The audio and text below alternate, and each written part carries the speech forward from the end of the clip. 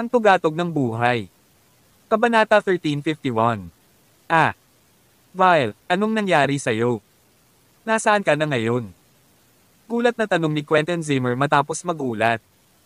Ako, nasa bahay ako ni Wayne Larsen. Di punit na ang ari ni Kuya. Mayroong maraming dugo. Napakaraming dugo. Dad, halika at iligtas mo ako, dali. Papatayin niya tayo. Ayokong mamatay.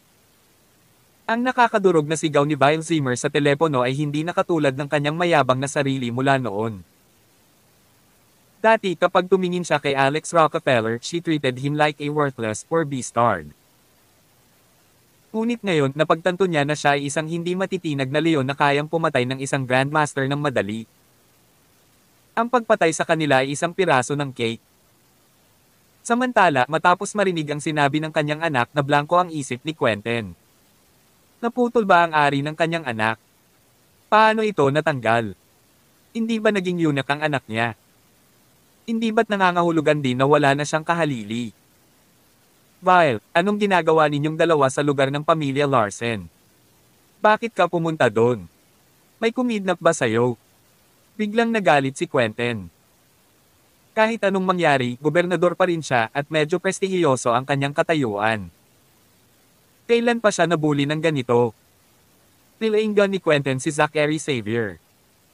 Humihingi ako ng paliwanag mula sa Divine Constabulary. Kahit na apo si Alex ng presidente ng Divine Constabulary, hindi niya magagawa ang anumang kalokohang gusto niya.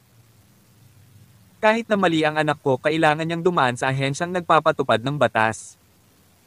Bakit mo inagaw ang anak ko? Bahagyang nagtaas ng kilay si Zachary. Samantala, naririnig ang boses ni Alex mula sa telepono ni Quentin. Ikaw ba si Quentin Zimmer?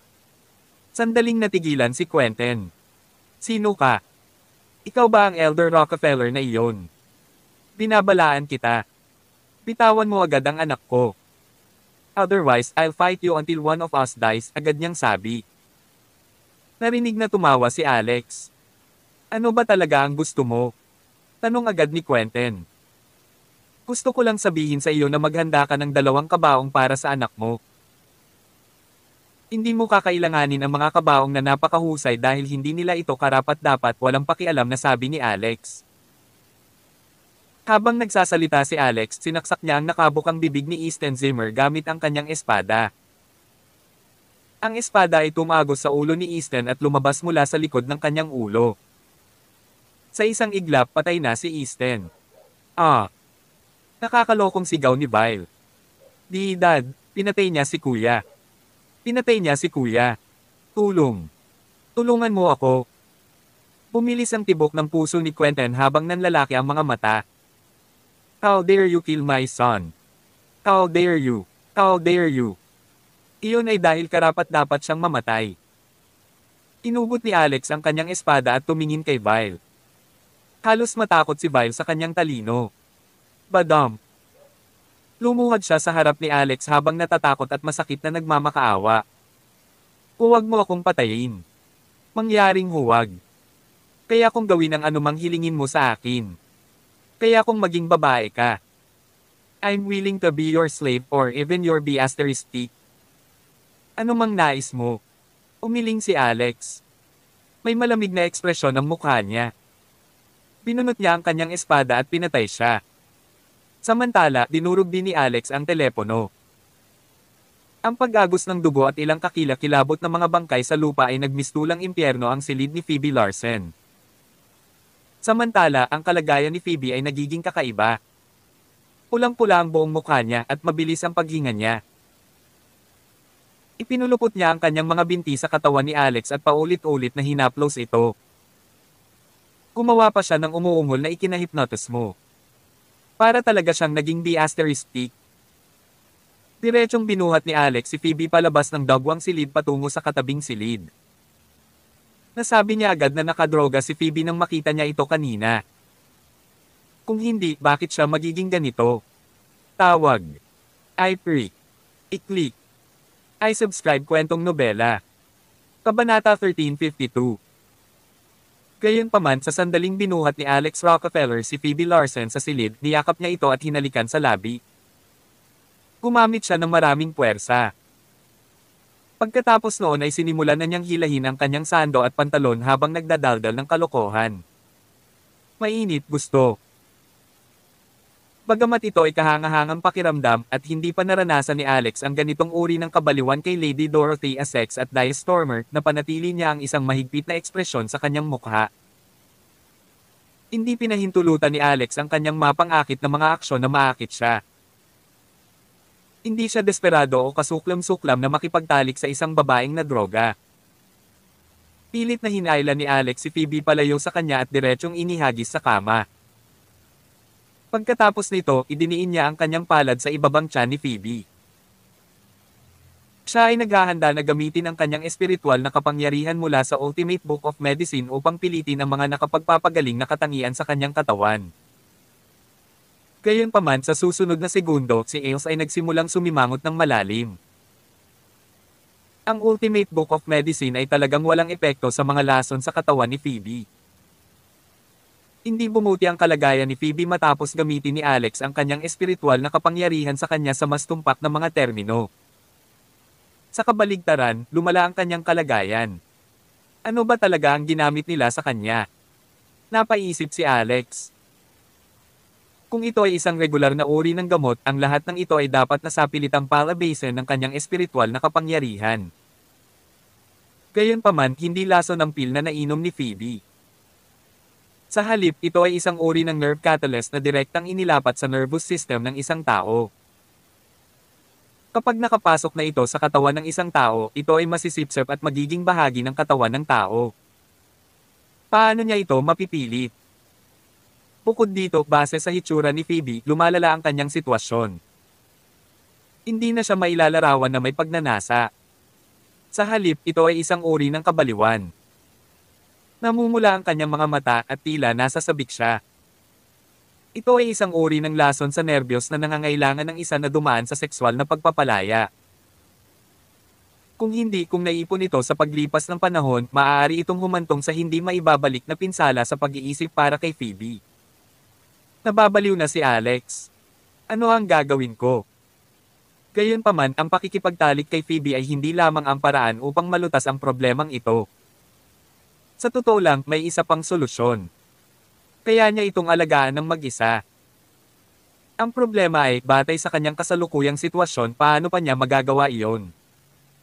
Puntong hininga. Kung hindi ko sasabihin kahit kanino, sino ang magsasabi? Phoebe, huwag mo akong sisihin. Pagkasabi nun, desididong idiniin ni Alex si Phoebe. Si Richard Asterisk. Matapos ang hindi malamang panahon, malapit nang mag-collapse si Alex dahil sa pagod. Para sa isang regular na lalaki, ito ay halos ang pinakamalupit na uri ng pagpapahirap. Kinailangan niyang gamitin ang hindi natitinag na pananalig upang pigilan ang kanyang pisikal na pagnanasa. Pagkatapos noon, kailangan niyang gamitin ang kanyang mas makabuluhang kahulugan ng katwiran upang maalis ang mga iniisip sa kanyang isipan. Kahit na ang babaeng nauna sa kanya ay nagkusa, kailangan niyang maging kalmado tulad ng isang monghe habang nakatingin sa kanyang ilong. Gayunpaman, masyadong malakas ang pil na ibinigay ni Vile Zimmer kay Phoebe. Ipinaliwanag nito kung bakit nagkakahalaga ng $2,000 ang bawat tableta. Gaano katagal na? Nagsisimula ng maghinala si Alex kung maaaring nagtitimpi siya ng napakatagal at maaari itong humantong sa pagkakaroon niya ng ilang uri ng kakaiba. Sa wakas, sa isang punto, biglang hinawakan ni Phoebe ang kamay ni Alex. Ang kanyang mga mata ay tila namumula pa rin, ngunit sa pagkakataong ito ay napuno ito ng walang kapantay na galit. Tinitigan niya si Alex habang tumutulo ang mga luha sa mata niya. Paano mo nagawa sa akin ito? Mabilis na tinanggal ni Alex ang kamay niya. Ikaw ay gising. Hayaan mo akong magpaliwanag. Gayunpaman, hindi handang makinig si Phoebe sa kanya. Diretsyong sinampal siya nito. Hindi ka tao. Bagamat naiiwasan ni Alex ang kanyang sampal noong una, nakonsensya siya at nagpa siya na huwag gawin iyon. Nagsimula siyang magsalita matapos siyang sampelan. Paumanhin. Alam ko ito. Ito ay dapat nakakilakilabot para sa iyo. Pero wala akong choice. Masyadong makapangyarihan ang pil na nainom mo. Wala akong maisip na ibang paraan. Kung gusto mo. Kung gusto mo akong suntukin, gawin mo na lang. Wham! Binitukan na naman siya ni Phoebe bago pa siya sinigawan. Mas masahol ka pa sa baboy o aso. Mas masahol ka pa sa hayop. Pinahiya mo ako. Kabanata 1353. Matapos masampal ng 2 beses, medyo nakaramdam din ng galit si Alex Rockefeller. Hindi pa ba sapat iyon? Daig ko pa ang pagtawag mo sa akin ng halimaw pero sinabi mong ikinahihiya kita. Kalokohan talaga yan. Paano kita pinahiya? Iniligtas kita. Kung hindi ko ginawa iyon, mas malala ang sitwasyon mo. Matiim na tinitigan ni Phoebe Larson si Alex na para bang pinatay niya ang kanyang ama. Lalaki ka ba? Tanong niya. Siyempre, ako, sagot ni Alex. Kung ganoon, mas mababa pa ba ako sa isang normal na babae sa iyong paningin? Paano ka pa makakalaban sa mga panahong ganito? Impotent ka ba? Tanong ni Phoebe. Sandaling natigilan si Alex. Bigla siyang naintindihan. Hindi nagalit si Phoebe dahil sinamantala niya siya sa ganoong paraan, ngunit nagalit siya dahil hindi niya ito sinamantala. Ito ang uri ng kahihiyan na tinutukoy niya. Ang mga iniisip ng kababaihan ay mahirap unawain. Tumayo si Alex at umiling. Kung kaya kong gawin ito sa iyo noong nasa ganoong estado ka, iyon na ang pinakamalaking kahihiyan ko. Sa tingin mo ba ganoon akong klaseng tao? Sabi ni Alex. Bilisan mo at maglinis ka. I bet the Divine Constabulary and that Quentin Zimmer will be here soon, he added after a pause. Kinagat ni Phoebe ang kanyang mga ngipin at tumayo. Gayunpaman sa kanyang pagtayo, napagtanto niya na ang kanyang mga binti ay mahina at nanginginig pa rin ng malakas. Sa huli, natiisod siya kay Alex. Hindi mo dapat sabihin sa isang kaluluwa ang tungkol sa nangyari ngayon, lalo na hindi si Cheryl Coney, sabi ni Phoebe habang nakatitig kay Alex. Huwag kang mag-alala. Hindi ako tanga, sabi ni Alex. Muling nabalisa si Phoebe nang makita ang kilos nito. Hindi ka tanga pero nagpapanggap ka pa rin na mabuting tao kahit na sinamantala mo na ako. Mabuti para sa iyo, ngunit ako ay isang birhen na naantig sa iyo. Ano ang gagawin ko sa hinaharap? Hoy, ate. Para sa kabutihan, paano ito naging mabuti para sa akin? Hindi maganda ang pakiramdam ko. Ikaw lang ang nakadama ng mahusay. Tingnan mo ang sarili mo. Sigaw ni Alex. Napahawak si Phoebe sa labi. Nakaramdam siya ng matinding kahihiyan ngayon. Dalhin mo ako sa banyo. Wala na akong lakas, sabi niya. Dalhin, sa tingin ko hindi magandang ideya yon, di ba? Sabi ni Alex. Huwag kang tanga. Nahawakan mo ang lahat. Ano ang dapat pag-ingatan? Sabi ni Phoebe. Sa huli, binuhat siya ni Alex sa banyo. Tulad ng sinabi niya, mas masahol pa ang ginawa niya. Kung huminto pa siya, magmumukha siyang hindi lalaki. Si Richard Asterisk. Nang matapos maligo si Phoebe, dumating na rin si Zachary Xavier, Quentin Zimmer, at ang iba pa. Bilang gobernador ng Michigan, maiisip ng isa kung gaano ang galit ni Quentin matapos ang kanyang anak na lalaki at anak na babae ay patayin ng sabay. Sa kanyang paglalakbay, nakagawa siya ng mahigit 10 tawag sa telepono. Ipinatawag niya ang mga tao mula sa ilang mga departamento ng awtoridad sa Michigan. Sa katunayan, tumawag pa siya sa mahigit 10 makapangyarihang pamilya sa Michigan. Kabilang sa kanila, 3 sa kanila ay mga pamilyang may higit sa 300 taon ng pamana sa martial arts. Ang pinakamalakas sa kanila ay ang pamilyang Glenn ng Michigan. Iyon ay dahil may isang Grandmaster na sumusuporta sa pamilya Glenn. Sa mga tuntunin ng mga kakayahan, ang pamilyang Glenn ay maaaring ilarawan na halos kasing lakas ng pamilya Stormer ng Michigan. Iyon ay dahil si Zane Stormer mula sa pamilya Stormer ng Michigan ay kaka-advance pa lamang sa rango ng Grandmaster. Gayunpaman, naabot iyon ng Grandmaster mula sa pamilyang Glenn mahigit 10 taon na ang nakararaan. Sa mahigit 10 taon sa pagtakbo, ang pamilya Glenn ay natabunan ng iba pang mga martial arts na pamilya sa maraming paraan. Paano kung siya ay isang elder sa Divine Constabulary? Paano kung apo siya ng presidente ng Divine Constabulary? Ang Michigan ay kabilang pa rin sa pamilyang Zimmer. Ang sino mang maglakas loob na pumatay sa aking anak na lalaki at babae ay kailangang magbayad para dito ng kanilang dugo. Si Quentin ay may nakakatakot na malamig na ekspresyon sa kanyang mukha. Hindi niya kayang pakalmayan ang sarili. Ang paghihiganting ito ay mas malaki kaysa sa kalangitan sa itaas at sa mga karagatan sa ibaba. Kahit na narito ang presidente ng Divine Constabulary, makikipaglaban pa rin siya. Akala talaga nila siya ay isang titular governor na walang aktwal na kapangyarihan. Hindi lang iyon, tumawag pa si Quentin ng ilang maimpluwensyang tao sa Alaska. Sa pagkakaroon ng posisyon bilang gobernador sa napakaraming taon, paanong hindi niya nakilala ang ilang maimpluwensyang tao? Sa isang iglap, umuusad ang bagyo. Ang lungsod ng Michigan ay nagpagulo sa maraming pamilya sa Amerika. Ang balita ay kumalat sa malayo at malawak. Sa katunayan, maging ang media ay na-alerto nito. Nakatanggap sila ng balita na ang anak na lalaki at babae ni Gobernador Zimmer ay pinatay ng kasintahang babae ng anak na babae ni Wayne Larson. Tawag. I-Freak. I-Click. I-Subscribe kwentong nobela.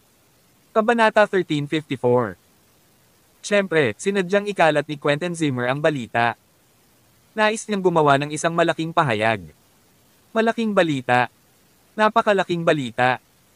Magkakaroon ng matinding pagbabago sa Michigan. Hindi mabilang na mga departamento ng media ng balita ang nagtatrabaho ng overtime. Bagaman malalim na ang gabi at maraming news reporter at media tycoon ang nakauwi na o nakipagkita sa mga kaibigan para sa mga aktibidad sa paglilibang, balik trabaho sila sa overtime nang matanggap nila ang balita. Si Richard Asterisk. Beep, beep, beep. Nagring ang phone ni Zachary Xavier. Ang tumawag ay walang iba kundi si Sky Melves. Nakatanggap din siya ng balita. Tito Xavier, may nangyari ba kay Alex? Tanong ni Sky. Nalaman mo rin ba? Si Zachary ay may tame time na ekspresyon sa kanyang mukha. Matagal na niyang natanggap ang balita. Alam niyang si Quentin ang nasa likod nito. Matapos ang anak na lalaki at anak na babae ni Quentin ay parehong pinatay ni Alex, ito ay kakaiba lamang kung hindi siya nabaliw. Nagulat din si Zachary. Hindi niya inaasahan na magkakaroon ng ganito kalakas ang loob ni Alex. Sa kabila ng malinaw na pag-alam sa mga pagkakakilanlan ni Easton Zimmer at Vile Zimmer at sa pakikipag-usap kay Quentin, walang awa pa rin niyang pinatay ang mga kapatid mula sa pamilyang Zimmer. Medyo nahirapan din si Zachary sa loob. Masyadong padalos-dalos at walang konsiderasyon ang pagkilos ni Alex. Kung hindi sila pinatay ni Alex sa tawag, nagkaroon sana ng pagkakataon na makipagtalo laban sa kaso. Pero ngayon, ang isang gobernador ay itinuturing na isang napakalakas na posisyon sa Amerika. Napakahaba ng koneksyon ng gobernador. Ito ay haantong sa isang matinding sagupaan sa pagitan ng mga pangunahing puwersa. Kahit na ang Divine Constabulary ay hindi kayang panatilihing kontrolado ang bagay at ito ay kaladkarin din sa gulo. Namatay ang anak ni Quentin. Natatakot ako na gusto niyang makipaglaban sa kanyang buhay. Ang mga kahihinatnan ay magiging napakahirap. Sabi ni Zachary. Ngayon, isa-isa lang natin matutugunan ang bawat problema. Hanggat hindi sila pinatay ni Alex ng walang dahilan, dapat nating subukan ang lahat para protektahan siya. Napabuntong hininga si Zachary. Si Richard Asterisk. Samantala, nakatanggap din si Alex Rockefeller ng tawag mula kay Brittany Rockefeller.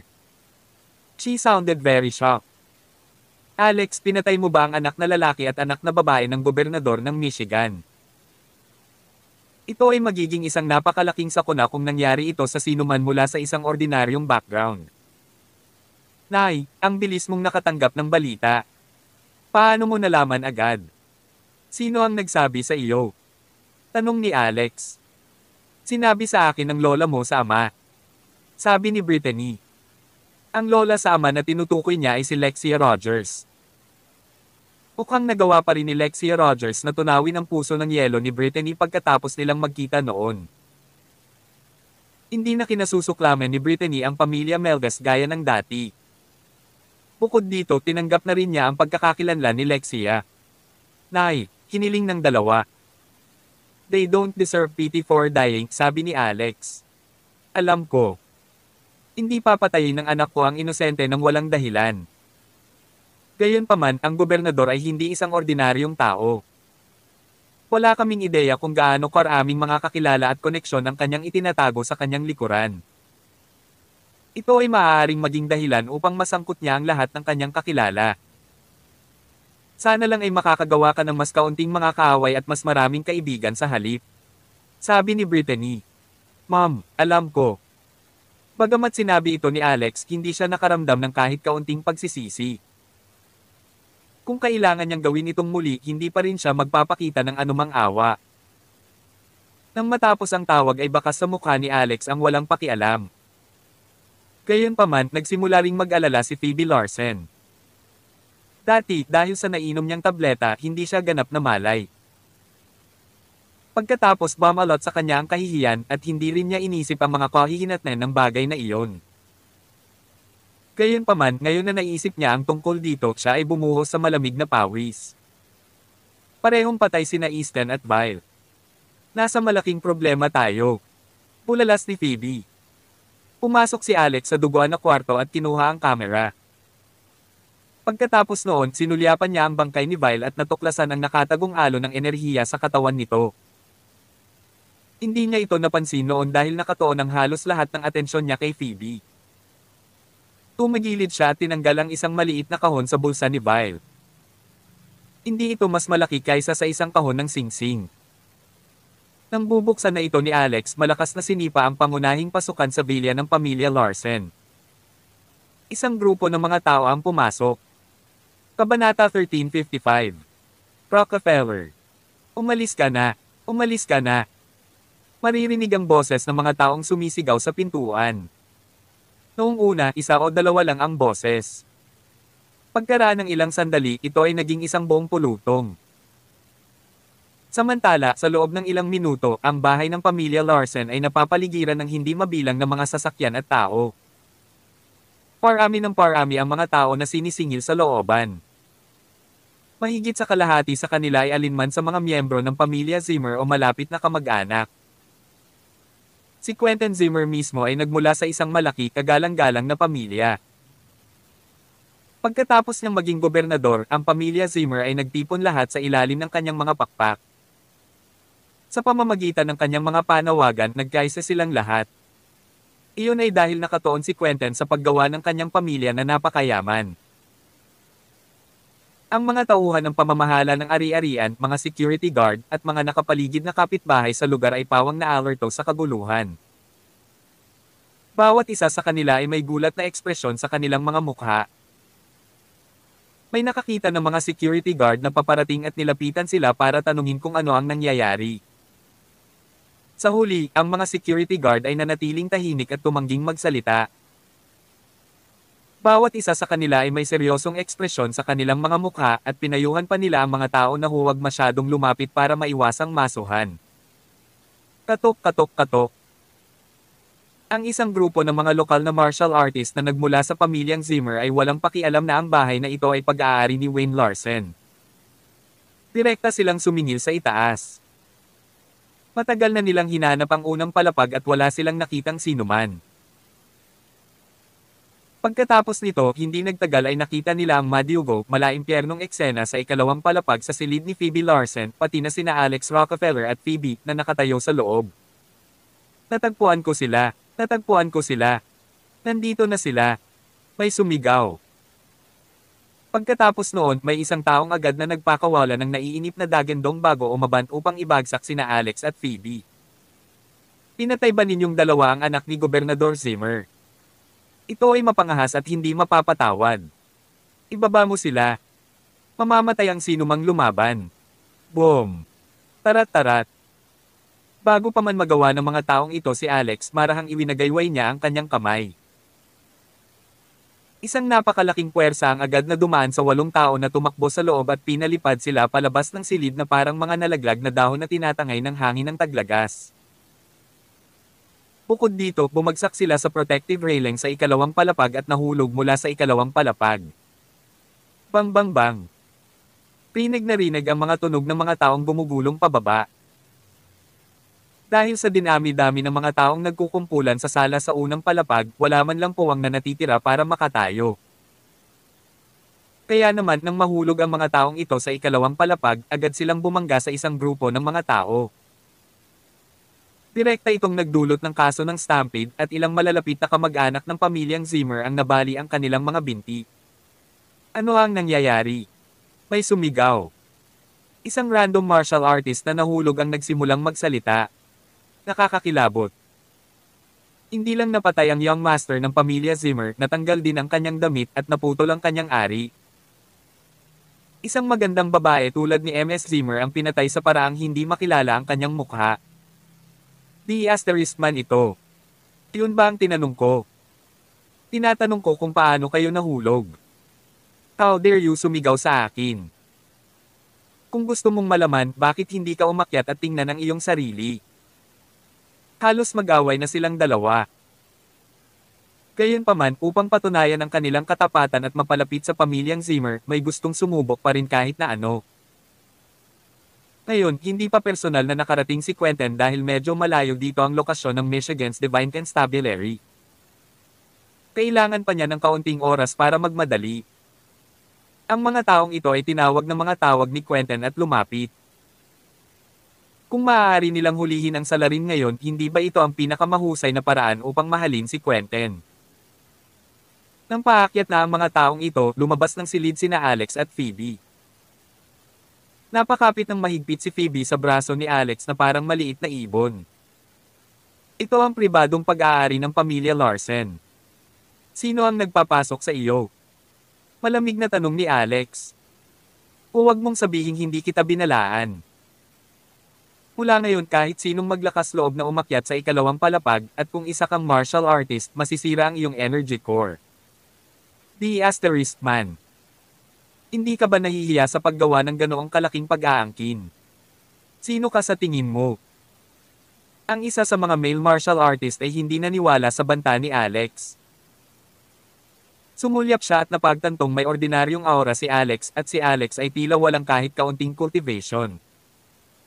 Naniniwala siyang kaya niyang ibaba si Alex sa loob ng ilang minuto. Halika. Lahat ng tao mula sa pamilya Sinclair atakihin siya kasama ko. Ang taong ito ay walang iba kundi isang martial artist mula sa pamilya Sinclair ng Michigan. Hindi nagtagal, 6 na eksperto sa martial arts mula sa pamilya ang nagtipon sa likod niya at direktang umahan sa hagdan sa kanyang utos. Tawag. I-Freak. I-Click. I-Subscribe kwentong nobela. Kabanata 1356. Malamig na umungol si Alex Rockefeller. Kung hindi pinansin ng martial artist ang sinabi ni Alex, kailangan niyang pasanin ang kahihinatnan ng hindi pakikinig kay Alex. Pilit na sinuntok ni Alex ang hangin sa direksyon ng hagdanan. Ang lakas ng suntok niya ay para bang sumabog ang mga bituin sa Milky Way at namuo sa isang hanay ng inner force na pumutok sa mga tao. Boom! Tarat-tarat! Agad na bumagsak ang maluho at magandang hagdanan pagkatapos ng suntok ni Alex. Ang mga labi ay lumipad sa lahat ng direksyon, dumaong sa hindi mabilang na mga tao at naging sanhi ng mga ito sa pagbagsak. Samantala, ang ilang mga martial artist mula sa pamilya Sinclair ay pinalipad ng suntok. Bumagsak sila sa sahig at dingding na parang sirang ragdolls. Tumalsik ang dugo kung saan-saan sa hangin. Hindi nagtagal, ang mga tao ay nagsimulang umiyak ng malungkot. Nawala ang lakas ng loob ko. Nasira ang energy core ko. Wala na ang martial arts cultivation ko. Diyos ko. Ano ang gagawin ko ngayon? Ang mga taong ito mula sa pamilya Sinclair ay agad na napansin na ang paglilinang ng kanilang martial art ay nawala. Ang bawat isa sa kanila ay tila solemn na para bang namatay ang kanilang mga magulang. Sa mga alagad na tulad nila na nagmula sa isang martial arts family, ang martial arts ang pundasyon ng kanilang kaligtasan. Ngayong wala na ang cultivation ng kanilang martial art, agad silang mawawala ng posisyon sa pamilya. Nangangahulugan iyon na ang kanilang magagandang buhay ay nawala sa alisan ng tubig. Sinong makakatiis niyan? Sila ay walang katulad na galit, poot, at gusto nilang mamatay si Alex. Gayunpaman nabigla rin sila sa matengkad at napakalakas na suntok ni Alex. Ang isang taong nakasuntok ng ganito kalakas ay tiyak na hindi isang ordinaryong tao. Hindi nila siya madaling ibagsak. Anong gagawin natin? Nagkatinginan ang mga taong ito. Samantala, nagsimulang magsalita si Alex. Bibigyan kita ng 3 minuto para makaalis dito ngayon din. Kung hindi, ang lahat ng iyong mga core ng enerhiya ay masisira din. Gagawin ko ang sinabi ko. Phoebe, simulan mo nang magbilang. Tumanggo si Phoebe. Sa totoo lang, nakaramdam siya ng matinding kaba sa loob. Hindi pa niya naranasan ang ganitong kalaking kaguluhan. Gayunpaman sa tabi niya si Alex nakaramdam siya ng matinding seguridad. Napakagaan ng loob niya. Sa sandaling iyon, nagsimulang magsalita ng malakas ang isang miyembro ng pamilya Zimmer. Phoebe, pinatay mo ang isang tao mula sa pamilya Zimmer. Sa tingin mo makakatakas ka. Hindi ka makakatakas sa mga alituntunin ng batas. Pinapayuhan ko kayong isuko kaagad ang inyong mga sarili sa mga opisyal ng gobyerno. Huwag gumawa ng anumang mga pagkakamali. Kung hindi, maaari mong kalimutan ang tungkol sa pag-alis sa bilangguan para sa natitirang bahagi ng iyong buhay. Malamig na tiningnan ni Alex ang kausap ng walang sabi-sabi. Samantala, nagbibilang si Phoebe. 5, 6, 7, 8. Binibilang niya ang bawat segundo. Ang ibig sabihin ng 3 minuto ay pagbibilang hanggang 180. Mukhang hindi sila susuko. Kung ganoon, ipaubaya ang bagay na ito sa pamilya Glenn. Isang nasa katanghaliang gulang na babae mula sa pamilyang Glenn ang humakbang pasulong. Ang pangalan niya ay Lynette Glenn. Isa siyang Earth-rank martial artist at isa rin siya sa 5 pinakamalakas na eksperto sa pamilyang Glenn. May malamig na ekspresyon sa kanyang mukha at may inis na tingin sa kanyang mga mata, pumili siya ng ilang tao mula sa pamilya Glenn. Pagkatapos ay direktang inipon niya ang panloob na puwersa sa kanyang mga binti at tumalon sa ikalawang palapag sa isang tapikin. Gayunpaman, sa sandaling iyon, napangiti si Alex. Sa susunod na sandali, isang malakas na kapangyarihang pangkaisipan ang sumugod sa isipan ng mga taong ito. Naramdaman ng bawat isa sa kanila na para silang sinipa ng asno sa ulo at hindi nagtagal ay nahulog sila pabalik sa unang palapag.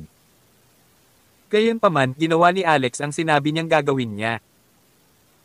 Gumamit siya ng karagdagang kapangyarihang espiritual para durugan ang kanilang mga core ng enerhiya. Sa ganoong mga pinsala, kahit si Alex mismo ay hindi kayang pagalingin ang kanilang mga core ng enerhiya. Lumuwa si Lynette ng isang subo ng dugo. Bakas sa mukha niya ang nakakatakot. Hindi niya akalain na madaling sirain ni Alex ang mga energy core ng isang grupo ng mga eksperto mula sa pamilyang Glenn. Ikaw, how dare you destroy my energy core? Kami ay mula sa pamilya Glenn. Ang aming matandang ninuno ay isang grandmaster. Paghintay ka. Ipaghihiganti tayo ng ating matanda. Galit na pagyayabang ni Lynette. Nakaramdam siya ng matinding kirot sa kanyang puso. Ang matanda ba sa pamilya Glenn ay isang grandmaster? Naningkit ang mga mata ni Alex habang mahinang nagtanong. Tama iyan. Ang aming elder ay nakamit ang ranggo ng grandmaster sa loob ng maraming taon. Kung alam mo kung ano ang mabuti para sa iyo, bumaba ka na dito ngayon. Lumuhod sa lupa, humingi ng paumanhin sa lahat ng nasa pamilyang Glenn at sirain ang iyong energy core. Kung hindi, hindi ka makakatakas sa kamatayan. Sabi ni Lynette. Napatingin si Alex sa kanya. Sandali, sabi niya. Akala ng lahat ay natatakot si Alex sa matanda sa pamilya Glenn. Gayunpaman sa isang kisap mata kalad ka rin ang isang bangkay palabas ng silid at direktang ihagis ito pababa sa unang palapag. Tumingin. Siya ba ang matanda sa pamilya mo? Walang pakialam na sabi ni Alex. Kabanata 1357. Tiningnan ito ng mabuti ni Lynette Glenn. Agad niyang naramdaman ang pamamanhid ng kanyang anit. Ang nakatatanda. Hindi ba't ang matanda? Ang matanda, patay na. Oh my God. Ang matanda ay isang Grandmaster rank martial artist. Paano siya mamatay? Sino ang pumatay sa kanya? Pwede bang? Siya. Nang makita ng lahat ang patay na matanda sa lupa, bawat isa sa kanila ay labis na nabigla at natakot sa kanilang mga mukha. Ang pinakamalaking backup ng pamilya Glenn ay ang nakatatanda. Ang matanda ay tiyak ang gulugad ng pamilya. Maaaring sabihin ng isang tao na ang pamilyang Glenn ay hindi umiral kung wala ang matanda. Ngayong patay na siya, wala nang hahalili sa pamilya Glenn.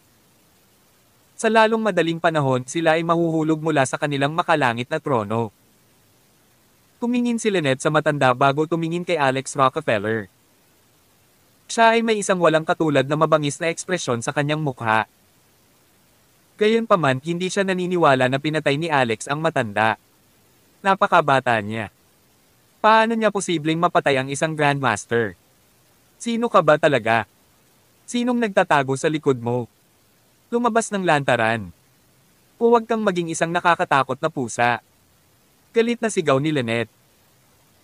Sumulyap si Alex sa kanya na para bang nakatingin sa isang langgam na nagbabanta sa isang elepante. Hindi man lang siya mapakali na sagutin siya. Ang pamilya Zimmer ay nagdulot ng napakalaking eksena. Nakita ni Alex na determinado si Quentin Zimmer na ipaglaban ang lahat ng mayroon siya. Mukhang hindi nag-aalala ang ina ni Alex ng walang dahilan. Ang makapangyarihan at marangal na mga taong ito ay may mga koneksyon sa malayo at malawak. Mayroon silang walang limitasyong mga mapagkukunan upang paikutan ang kwento at lokohin ang lahat na maniwala kung ano ang mali. Gayunpaman, hindi masyadong nag-alala si Alex. Mayroon siyang espada na naglalaman ng lakas ng kalawakan at kaya niyang itama ang lahat ng mali sa mundo gamit ito. 61, 62, 63, nagbibilang pa rin si Phoebe Larsen. Ngayon, wala pang 2 minuto ang natitira. Sa unang palapag ng bahay, tahimik na umaatres ang ilang tao para lisanin ang mapanganib na lugar na ito. Dumating sila upang ipagmalaki ang pamilyang Zimmer, hindi para sumuko sa kanilang lakas. Maging ang matanda sa pamilya Glenn ay namatay. Ano ang posibleng gawin nila? Pero na. Bilisan mo, alis na tayo. Masyadong nakakatakot ang lalaking iyon. Hindi natin siya kayang labanan. Hindi nakakagulat na naglakas loob siyang patayin ang anak na lalaki at babae ng pamilya Zimmer. Lalong lumakas ang mga boses na ganito sa karamihan. Ang ilang mga tao na nag-aalangan pa rin ay nakumbinsi na umalis sa paligid ng bahay. Hindi nagtagal, nawala ng laman ang sala sa unang palapag. Bago matapos ang pagbibilang ni Phoebe hanggang 3 minuto, dumating si Zachary Xavier kasama ang ilang tao mula sa Divine Constabulary. Bagaman matagal nang inihanda ni Zachary ang kanyang sarili, nabigla pa rin siya sa dami ng tao. At lahat ng uri ng sasakyan sa harap ng pintuan ng pamilya Larsen. Si Quentin ay gumugol ng maraming taon sa Michigan. Sa kapangyarihan ng kanyang mga koneksyon, hindi siya dapat maliitin ng isa. Kung ang bagay na ito ay hindi haharapin ng maayos, tiyak na mag-uudyok ito ng napakalaking alon. Sa isip ni Zachary. Papasok na sana siya, nakilala siya ng isang miyembro ng pamilya Zimmer at agad niyang hinawakan ang kamay niya. Guardian Xavier, dumating ka sa tamang oras. Ang salarin sa loob ng bahay ay walang pakialam sa batas. Ang kanyang mga pamamaraan ay walang awa at pinatay niya ang anak na lalaki at babae ni Gobernador Zimmer nang walang dahilan. Sinabi pa niyang sisirain niya ang mga energy core ng lahat ng tao rito. Hindi natin matitiis ang isang taong ganoon. Obligado ang Divine Constabulary na arestuhin siya para sa mga krimeng ginawa niya. Nagtaas ng kilay si Zachary. Naiintindihan ko. Kaharapin ito ng Divine Constabulary. Dapat bumalik kayong lahat. Gayunpaman, sa sandaling iyon, nagpakita rin si Quentin na may pagtatampo sa kanyang mukha. Sa sandaling lumitaw siya, ang mga tao ay nasa sabik. Nagsimulang magsalita ang lahat. Governor Zimmer, ikinagagalak kitang makilala. Ako si Kenny Sinclair mula sa pamilya Sinclair ng Michigan. Governor Zimmer, kami ay mula sa pamilya Gaston. Ipinadala kami ng aming Panginoon upang tuparin ang iyong kahilingan. Governor Zimmer, nakikiramay ako. Tawag. I pray. I-click. I subscribe kwentong nobela. Kabanata 1358. Ang mga taong ito ay nagmamadaling magpakilala sa takot na baka sila ay maiwan sa kompetisyon ng phoning. Bukod dito, dahil sa pagdating ni Quentin Zimmer, ang mga gustong umatras kanina ay tila nagkaroon ng lakas ng loob na manatili. Iyon ay dahil hindi lamang nila nakita si Quentin, ngunit nakita din nila ang dalawang tao sa tabi niya. Sila ay isang lalaki at isang babae. Ang lalaki ay tila malapit sa 50 taong gulang. Malaki ang ulo niya at matangkad siya. Alam ng maraming tao na ito ang pinagkakatiwalaang bodyguard ni Quentin. Siya ay isang grandmaster at tinawag siyang Shredder. May isang kwento na minsan niyang pinatay ang dalawa pang eksperto sa grandmaster sa kanyang sarili. Hindi man lang siya nasaktan sa laban. Gayunpaman, walang nakakaalam kung sino ang ibang tao. Mukha siyang madre. Gayunpaman, wala siyang hawak na Biblia sa kanyang kamay. Sa halip siya ay may hawak na mahabang espada at siya ay may malamig, walang awa na ekspresyon sa kanyang mukha. Baka akalain ng mga hindi nakakaalam na siya si Madam Kill-All. Hindi na pinansin ni Quentin ang mga taong nangungulit sa kanya sa malapit. Itinulak ng lalaki at babae sa tabi niya ang mga taong ito na parang isang bangkos ng basura.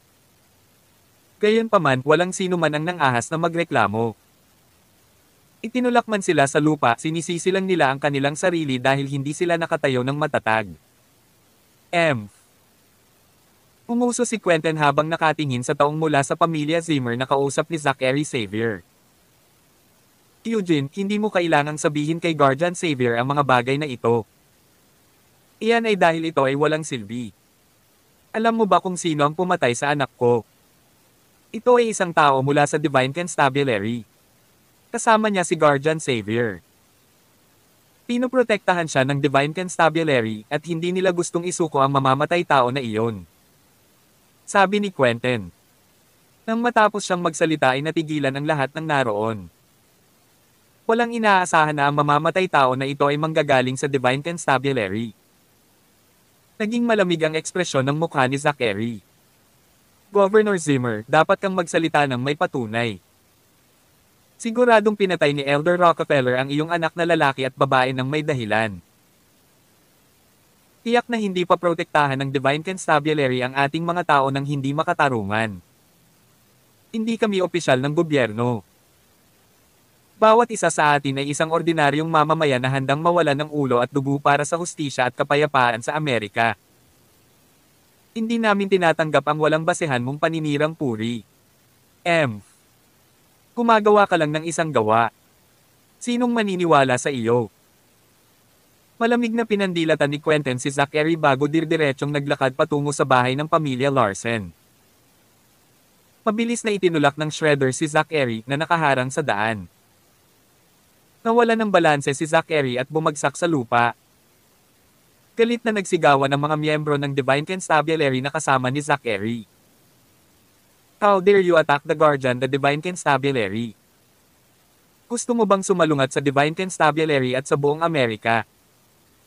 Sa hindi inaasahang pagkakataon, malamig na tumawa ang madre sa malapit. So what if we go against Divine Constabulary? Hindi ito kumakatawan sa buong bansa ng Amerika. Besides, the way I see it, the lot of you are all basura from the Divine Constabulary. Sa pagkulong ni Geronimo Melves, ang mga taong nagtatrabaho sa ilalim niya ay naliligaw na lahat. Nakilala ko na ang presidente ng Divine Constabulary dati. I don't mind teaching his subordinate a lesson, she said. Gulat at naguguluhan na napatingin si Zachary sa madre. Sino ka?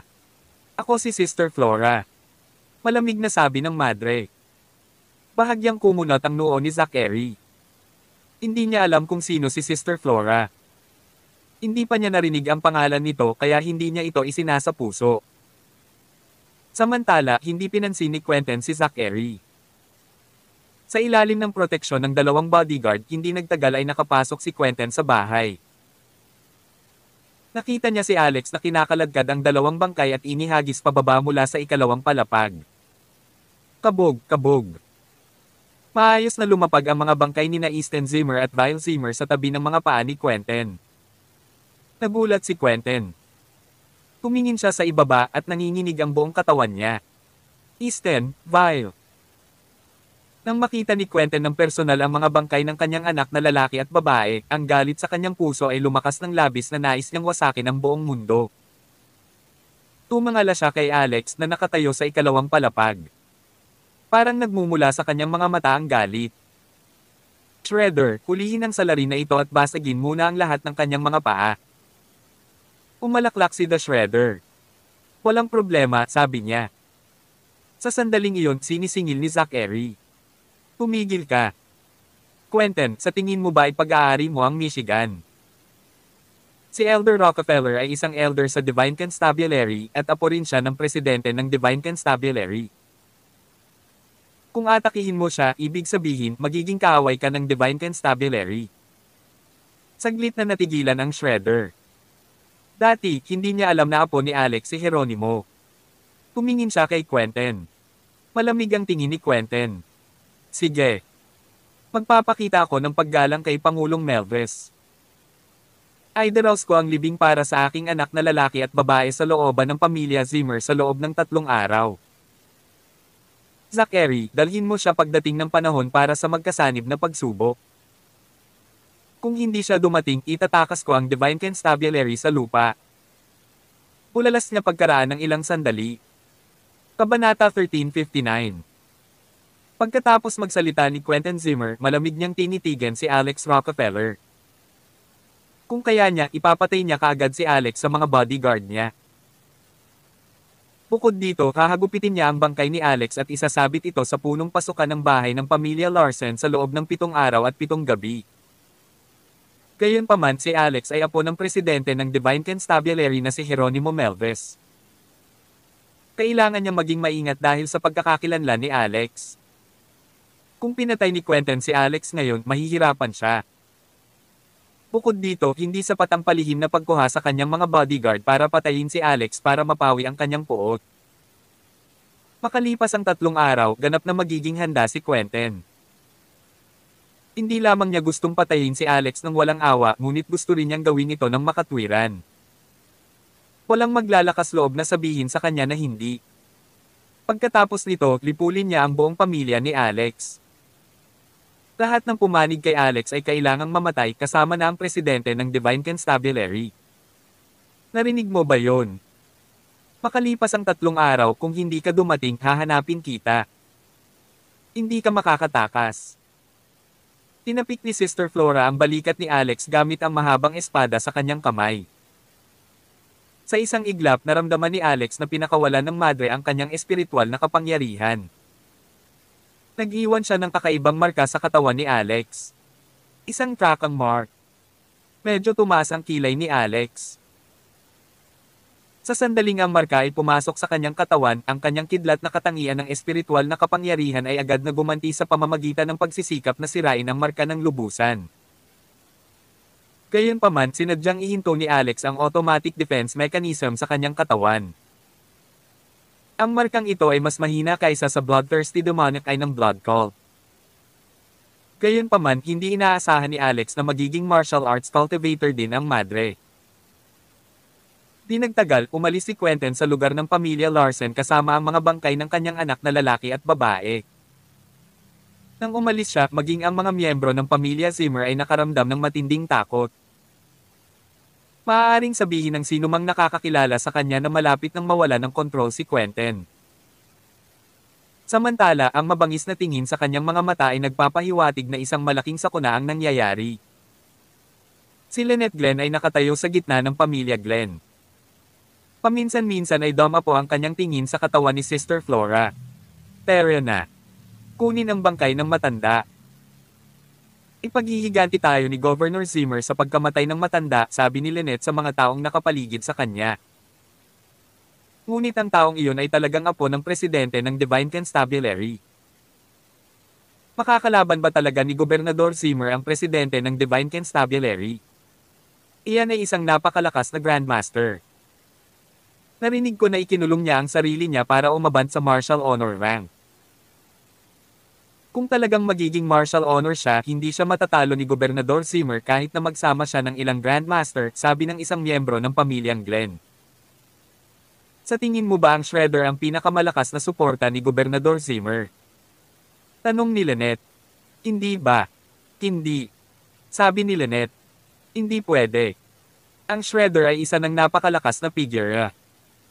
Nagawa niyang patayin ang dalawang Grandmaster na magkasamang lumaban sa kanya.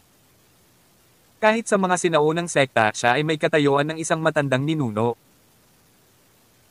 Kung ang isang taong tulad niyan ay hindi ang pinakamalakas na suporta ni Gobernador Zimmer, maaaring si Gobernador Zimmer ay sinusuportahan ng isang taong mas makapangyarihan pa. Tinaas baba ni Lynette si Ate Flora. Siya ang pinakamalakas na suporta ni Gobernador Zimmer. Isang madre. Sino siya? Iyan ay si Sister Flora mula sa MASEC. Maaaring hindi alam ng ibang tao kung sino siya, ngunit hayaan mo akong sabihin sa iyo, ang taong ito ay isang mas nakakatakot na nilalang kaysa sa Shredder. Nakita ko mismo ang mga galaw niya noon. 2 taon na ang nakalilipas, siya ang pumatay sa pamilya ko ng Washington. Masasabi ng isa na mahusay siya sa magic at martial arts. Paliwanag ni Lynette. Napatulala ang lahat sa pamilya Glenn sa narinig. Hindi nila inaasahan na magmumula si Sister Flora sa MASEC. Gayunpaman, ang mga miyembro ng MASEC ay hindi nagpakita sa harap ng sinuman sa napakatagal na panahon. Si Richard Asterisk. Makalipas ang ilang minuto, tahimik na muli ang bahay ng pamilya Larsen. Tawag. I-pre. I-click. I-subscribe kwentong nobela. Kabanata 1360. Lahat ng dumating pagkatapos na ipatawag ni Quentin Zimmer ay wala na ngayon. Tanging si Zachary Xavier at ang iba pa mula sa Divine Constabulary ang naiwan sa bahay ng pamilya Larsen. Inipon ni Zachary ang kanyang mga iniisip bago kausapin si Alex Rockefeller. Alex, masyado kang reckless this time. Si Quentin ay isang tunay na makapangyarihang figure na may malawak na network ng mga koneksyon. Ngayong napatay mo na ang kanyang anak, tiyak na hindi kanya pababayaan. Matapos sabihin ito, naalala ni Zachary na hindi pa niya naitanong kay Alex kung paano nangyari ang lahat ng ito. Inagaw mo ba sina Easton at Vile? Hindi ako gaanong libre. Walang pakialam na sabi ni Alex. Kinuha ni Phoebe Larsen ang kamera mula sa dati at pinatugtog ang huling video para kay Zachary. Tito Xavier, ito ang dahilan. Matapos makita ang video, agad na nagalit si Zachary. B*****. BV starred. Ang anak na lalaki at babae ni Quentin ay karapat-dapat na mamatay. Nakagawa sila ng hindi mapapatawad na kasalanan. Hindi ako makapaniwala na gagawa sila ng isang bagay na kasuklam-suklam na tulad nito. Nararapat silang mamatay. Pagkasabi nun, tumawa ng malakas si Zachary. Si Quentin ay isang tao na gagawin ang lahat upang makamit ang kanyang mga layunin. Bukod dito, mayroon siyang malaking ambisyon. Matagal ko nang pinapansin ang taong ito. Sa kanyang panunungkulan sa Michigan, nakipagtulungan pa siya sa maraming mga sinaunang martial arts na pamilya. Ang pamilyang Zimmer ay hindi partikular na malaki at wala silang maraming suporta sa gobyerno o sa mga partido ng oposisyon. Pero ngayon, naiintindihan ko na. Gusto niyang gayahin ang Secret Police Agency noon sa pamamagitan ng pagkontrol sa mga martial arts experts para mapalakas ang kanyang bargaining power, sabi ni Zachary. Tumango si Alex. Alex, dapat mag-ingat ka sa mga susunod na araw. Si Quentin ay hindi uupo at walang gagawin sa susunod na 3 araw. Siguradong marami siyang gagawin. Ang magkasanib na pagsubok ay magiging isang matinding labanan. Dapat tayong maging handa hanggat maaari. Ipapatawag ko ang 2 pang tagapag-alaga sa Divine Constabulary pati na rin ang ilang Grandmaster mula sa pamilya Melves para suportahan kapag dating ng panahon, sabi ni Zachary. Tumango si Alex na walang sinasabing pabulaanan. Nang makaalis na si Zachary at ang iba pa, nagpakawala ng mahabang buntong hininga si Phoebe habang tinatapik ang kanyang dibdib. Nako, mahal. Natakot talaga ako sa labas ng utak ko. Hindi ko inaasahan ang ganoong kalaking eksena. Akala ko patay na ako ngayon, sabi niya. Walang pakialam si Alex sa sinabi ni Phoebe. Itinuon niya ang atensyon sa tracking mark. Masyadong karaniwan ang marka ng pagsubaybay na ito. Sa katunayan, natuklasan ni Alex na maaari pa nga niyang gamitin ang tracking mark na ito para subaybayan si Sister Flora. Anong gagawin natin ngayon?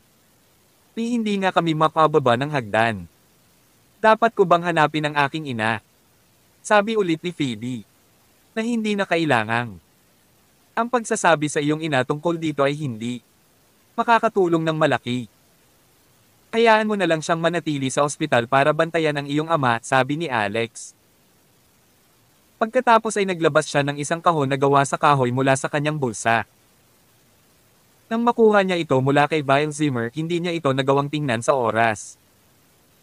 Noon pa lang gustong imbestigahan ito ni Alex ng maigi. Ito ay maaaring maging isang bagay na mabuti. Maliit ang kahon na gawa sa kahoy, ngunit medyo mabigat ang pakiramdam. Siguradong wala itong singsing. Sa sandaling binuksan ni Alex ang kahon, naramdaman niya ang isang kakaibang diwa. Ito ay naiiba sa kakanyahan ng Earth. Tila naglalaman ito ng isang uri ng mental wave. Ano ang bagay na ito? Kinuha ni Alex ang gamit sa kahon. Natuklasan niya na ito ay isang piraso ng buto.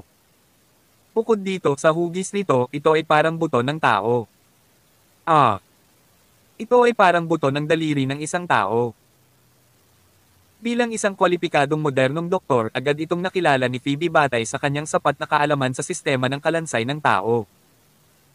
Makikilala mo ba kung saang bahagi ito kabilang? Tanong ni Alex. Tingnan ko. Kinuha ni Phoebe ang buto. Hindi rin siya natakot. Ang clinical dissection ay ang tinapay at mantikilya ng kanyang propesyon. Ito ay wala sa kanya. Sinuri ni Phoebe ang buto saglit. Ito ay marahil ang pangalawang buko ng kanang hintuturo. Pero medyo bumababa ang bigat. Masyadong mabigat. Napailing si Phoebe habang sinasabi iyon. Gayunpaman sa sandaling iyon, biglang sumigaw si Phoebe sa gulat. Medyo matulis ang gilid ng buto. Pinutol nito ang daliri niya. Kagad may tumulo na dugo at nahulog pa sa buto. Sa sumunod na segundo, may kakaibang nangyari. Ang knucklebone ay talagang nagsimulang kumikinang na may puting liwanag. Agad itong sumanib sa buko ni Phoebe at naging isa ang dalawa. Kabanata 1361. Alex, ano ito? Ano ang nangyayari? Ang buto. Pumasok ito sa katawan ko.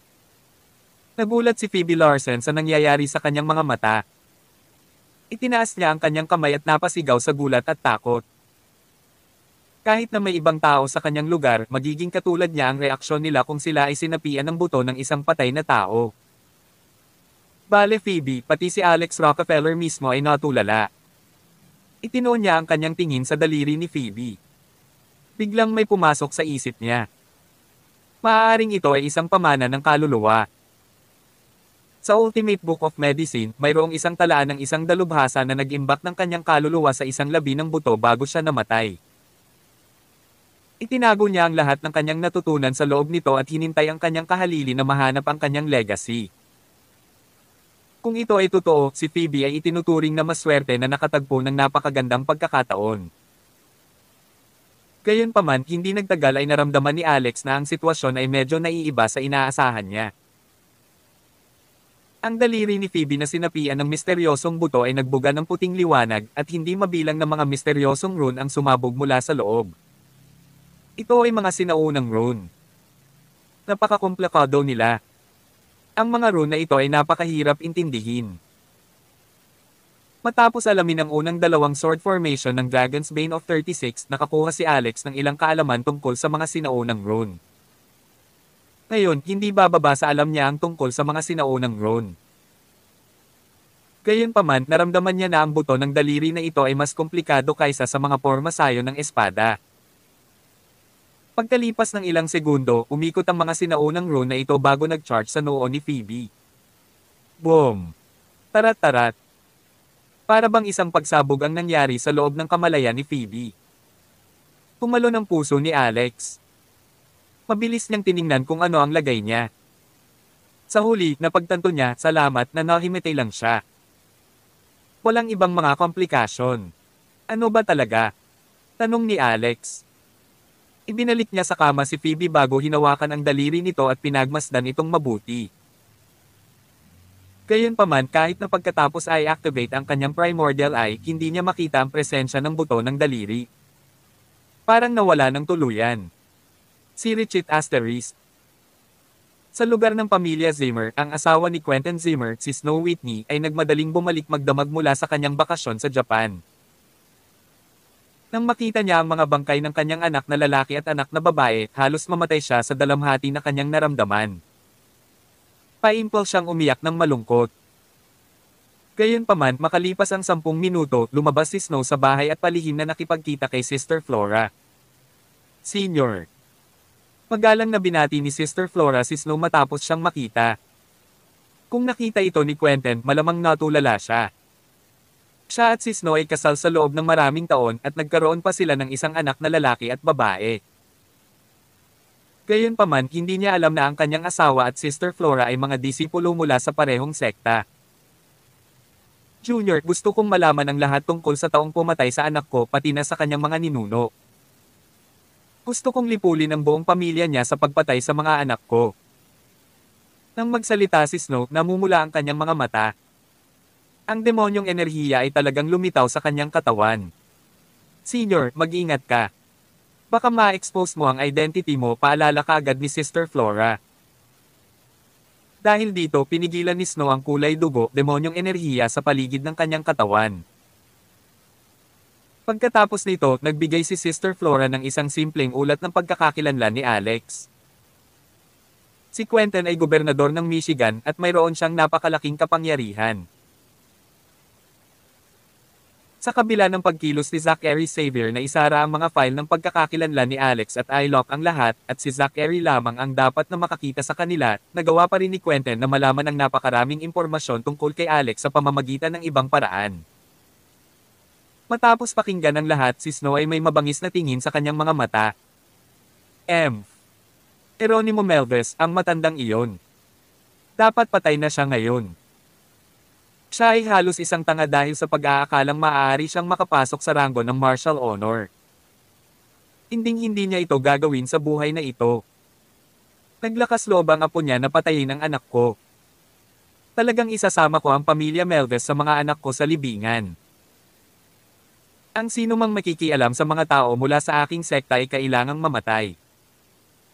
Matapos huminto sandali, nagpatuloy si Snow sa pagsasalita. Junior, gusto kong may gawin ka. Pagkalipas ng 3 araw sa proseso ng libing ni Easton at Vile, gusto kong personal na patayin ang taong Rockefeller na ito. Gayunpaman, gusto kong lihim mong kidnapin ang lahat ng kanyang direktang kamag-anak at ang mga taong pinakamalapit sa kanya sa loob ng 3 araw na ito. Sa araw ng prosesyon ng libing, nais kong mailibing ang lahat ng mga taong ito kasama ng aking mga anak. Sabi ni Snow. Saglit na natigilan si Ate Flora. Hindi ba ito masyadong marami? Higit sa lahat, wala akong sapat na lakas ng tao. Huwag kang mag-alala. Ang lakas tao ay hindi isang issue. Bulalas ni Snow. Tawag.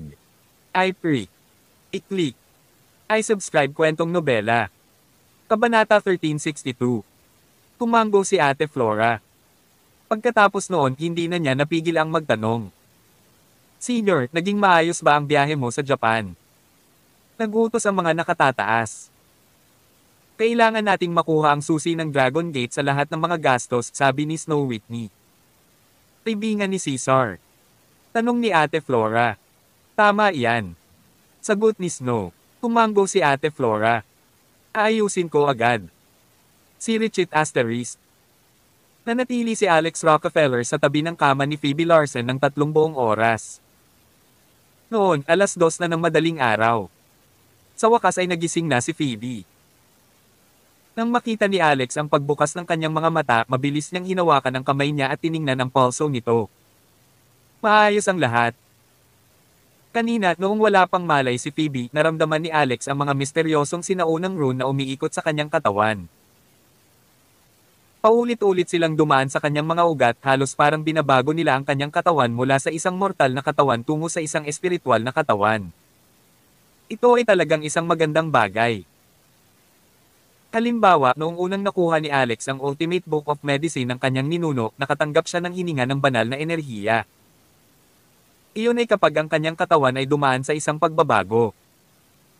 Mula sa isang karaniwang tao, siya ay naging isang dalubhasa sa martial arts. Ito ay isang malaking pagkakataon. Masayang-masaya pa rin si Alex para kay Phoebe na nakuha niya ang napakagandang pagkakataon. Ikaw ay gising. Anong pakiramdam mo? Hindi mo ba nararamdaman na bigla kang naging napakalakas? Nakangiting tanong ni Alex. Naging napakalakas. Tumingin si Phoebe kay Alex ng matamlay. Paano ito makapangyarihan? Ito ang halos pinakamahinang katawan kailanman. Ah. Saglit na natigilan si Alex matapos marinig ang sinabi ni Phoebe.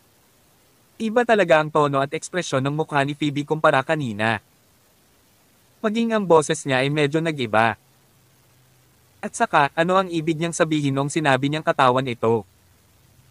Ikaw, hindi ikaw si Phoebe Larsen. Sino ka? Tanong ni Alex. Ang kanyang mga ekspresyon ay nagbago ng husto.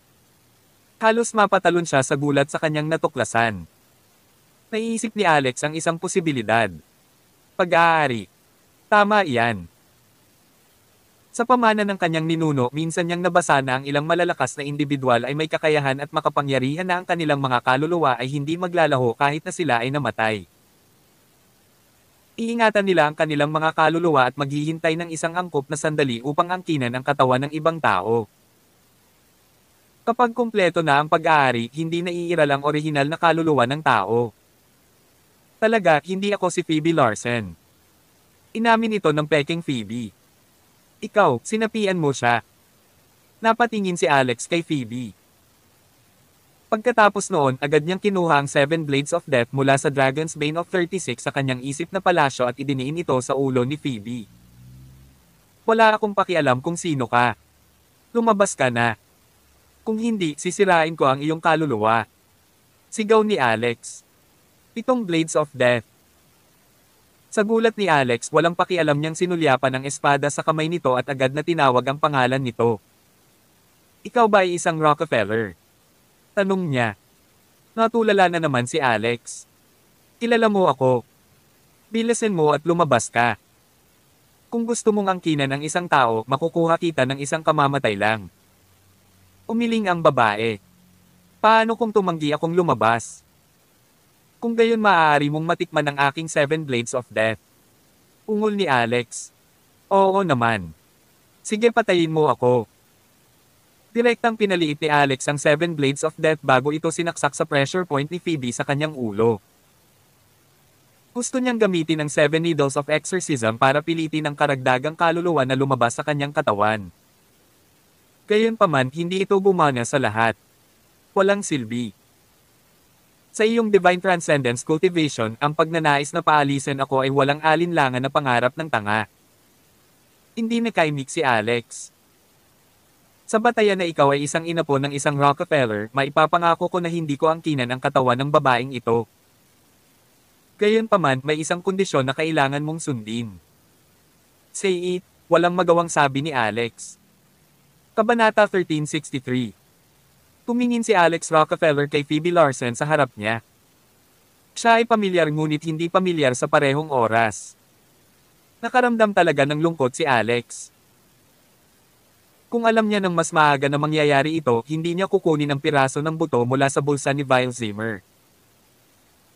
Akala niya ay nakakuha siya ng isang piraso ng kayamanan, ngunit ang mga resulta ay nakamamatay. Mula sa tono at nilalaman ng babaeng ito, malinaw na mayroon siyang hindi pangkaraniwang nakaraan. Hindi siya isang bagay na kayang harapin ni Alex. Iniisip ni Alex kung kakayanin siya ni Auntie.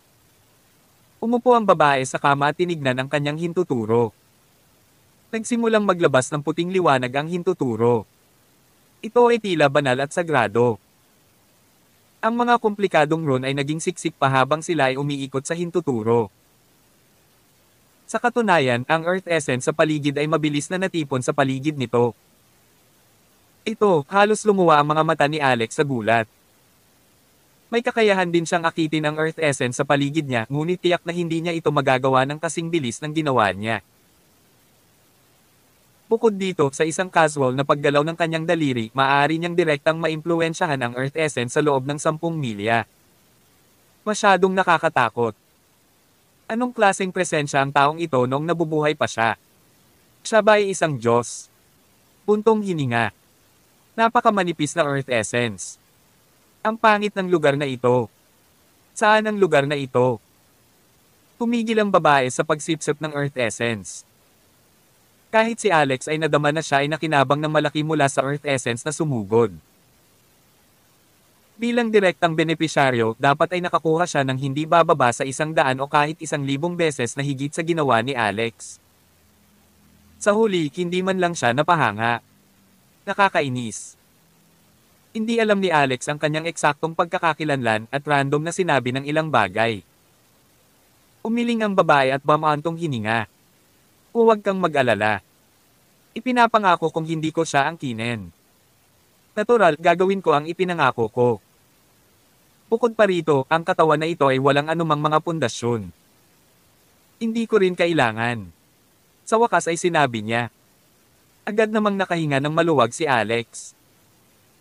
Kung talagang napose si Phoebe, hindi niya malalaman kung paano sasabihin kay Tita Grace. Dahil ikaw ay isang inapo ng pamilyang Rockefeller, magiging mas madali ang mga bagay. Naniniwala ako na ang swerte mo ay hindi masyadong masama. Ang gusto kong gawin mo ay hanapin mo ang katawan ko. Tamad na naginat ang babae, ganap na inilantad ang kaakit-akit na katawan ni Phoebe. Malinaw, napansin din niya ito. Nahuli pa niya ang tingin ni Alex. Gayunpaman, wala siyang pakialam dahil hindi niya ito sariling katawan. Ang mga kalalakihan ng pamilyang Rockefeller ay talagang pareho.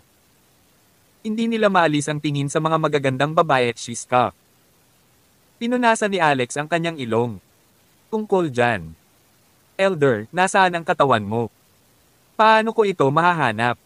Umiling ang babae. Ngayon, hindi ko rin alam. Masyadong mahina ang katawan na ito. Hindi nito kayang suportahan ang mga spell na ginawa ko para hanapin ang katawan ko. Kaya kailangan mo akong tulungang mabilis na mapataas ang kakayahan ng katawan na ito. Kailangan kong makuha ito sa kahit man lang Spirit Severang rank para suportahan ang sarili ko. Ha? Laking gulat ni Alex. Nang mabago ang Ultimate Book of Medicine, alam ni Alex ang tungkol sa mga yugto ng paglilinang mula sa mababa hanggang sa mataas na ranggo. Alinsunod dito, sila ay Chi Refinement, Foundation Building, Spirit Transcendence, at Divine Transcendence. Siya ngayon ay nasa ranggo ng Divine Transcendence. Higit pa riyan, magkakaroon ng Core Formation, Nascent Soul, Profound Mystic, Spirit Severing, Tribulation Crossing, at Void Shattering. Hindi alam ni Alex kung posible bang makamit ang Void Shattering. Gayunpaman, malayo pa rin siya sa paggamit ng Spirit Severing, lalo pa ang isang tulad ni Phoebe na walang mga cultivation foundation. Gaano katagal ito? Bibigyan kita ng 3 taon. Sapat na ba iyon? Tanong ng babae. Ha? 3 taon lang. Para maabot ang Spirit Severing. Napatulala si Alex. Elder, hindi ko pa nararating ang Divine Transcendence. Ito. Kailan ka nagsimulang magtanim? 3 hanggang 4 na buwan na ang nakalipas. Sabi ni Alex. Tunay, ang mga miyembro ng pamilyang Rockefeller ay maswerte. Bibigyan kita ng 3 taon. Kaya mo yan. Higit pa riyan, tutulungan din kita. Tungkol dyan. Sa panahong ito, ang kaluluwa ng kaibigan ko. Natigilan si Alex. Huwag kang mag-alala. Ang iyong kaibigan ay makokontrol pa rin sa halos lahat ng oras. Ang ating mga kaluluwa ay hindi makikialam sa isa't isa. Kadalasan, nasa isang estado ako ng mahimbing na pagtulog.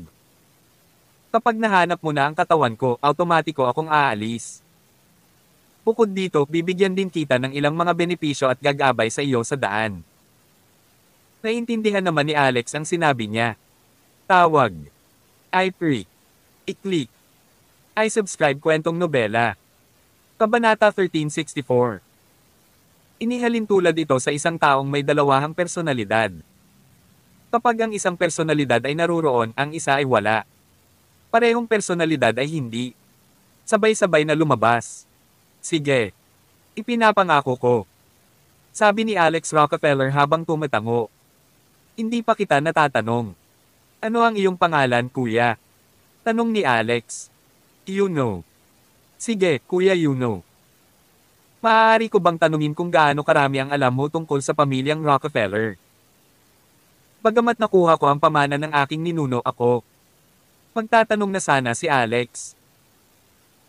Sa huli, napansin niyang unti-unting pumipikit ang mga mata ni Yuno at nagbago ang ekspresyon ng mukha nito, hindi na taglay ang malamig na mukha niya. Alex, ano bang sinasabi mo? Iba ang boses at intonasyon nito. Wala naman. Bahagyang nadismaya si Alex habang nakatingin kay Phoebe. Ano ang nararamdaman mo ngayon? Tanong niya pagkatapos noon. Bahagyang ginalaw ni Phoebe ang kanyang leeg at katawan. Dapat ayos lang ako. Medyo maganda ang pakiramdam ko, sabi niya. Pagkatapos noon ay ini-extend din niya ang kanyang mga daliri para tingnan ang kanyang hintuturo. Yung buto kanina. Tigilan mo na ang labis na pag-iisip. Malamang na kayamanan ang buto na iyon. Ngayon, pumasok ito sa iyong daliri. Isaalang-alang ito bilang pag-activate ng iyong landas ng paglilinang. Ito ay isang malaking pakinabang para sa iyo. Gagawin ko ang lahat para matulungan ka, sabi ni Alex. Daan ang paglilinang? Tanong ni Phoebe. Pagkatapos noon, nagpaliwanag si Alex ng matagal bago tuluyang tinanggap ni Phoebe ang katotohanan ng may kagalakan. Hindi sinabi ni Alex kay Phoebe ang tungkol kay Yuno dahil ayaw niya itong takutin. Bilang isang karaniwang tao, maaaring siya ay sobrang takot na makatulog sa gabi kung nalaman niyang ang kanyang katawan ay may dagdag na kaluluwa at nasa panganib na angkinin. Pagkaraan ng ilang sandali, nagsimulang magsalita si Phoebe sa tono ng pag-aalala. Alex, may plano ka ba para sa joint trial sa 3 araw na binanggit ni Quentin? Anong plano? Hindi namin kailangan ng isa. Huwag mag-alala. Kakayanin ko. Sabi ni Alex. Pero medyo nag-aalala ako.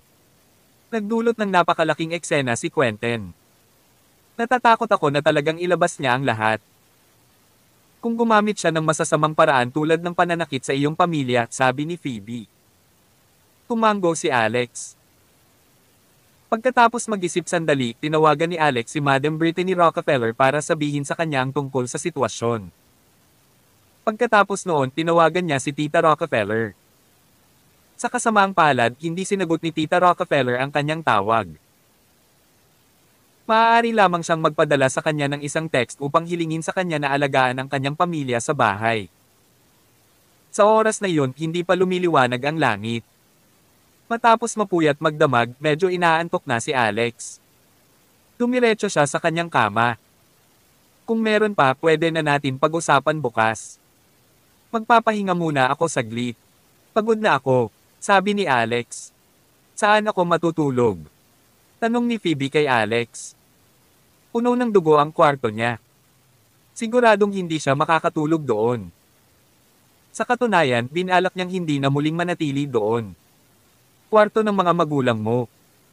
Samandal si Alex sa isang tabi at pumikit. Tumayo si Phoebe sa kama at tumingin sa labas. Nakaramdam pa rin siya ng pagkabalisa na babahala na may masamang mangyayari muli. Nang lumitaw ang mga kapatid mula sa pamilyang Zimmer, halimbawa, nagpakita lamang si Alex pagkatapos ng ilang minuto.